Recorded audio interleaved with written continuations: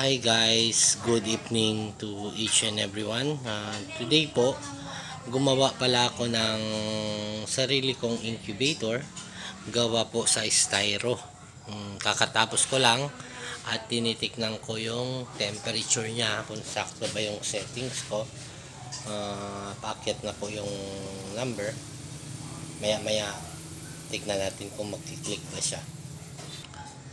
Ganito pala yung pan natin. Andun yung ilaw at lagayan ng tubig dyan sa baba. Tapos dito, first layer, maglalagay tayo ng itlog at saka sa second layer guys. Hindi pa natapos yung egg tray kasi kakatapos ko lang.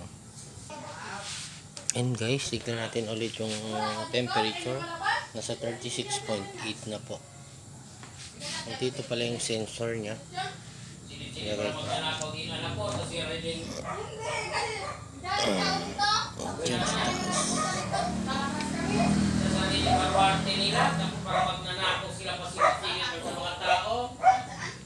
Check natin ulit guys kung ilan na ba yung kan. Nasa 37.5 na guys. Yan. Tignan natin kung accurate ba yung ayan po. 37.7 guys. Namatay na po yung ilaw natin. Yan. Sa 37.7. Hintayin natin kung bababa pa yung temperature nya. Yan guys, bumababa na dahan-dahan. 37.6 na lang. 37.4 yan lang guys. 37.3 na lang guys. Ayun, 37.2 umilaw na po siya. Ayan. Napakadali lang gumawa ng ating styro incubator. Ayan guys. 37.2.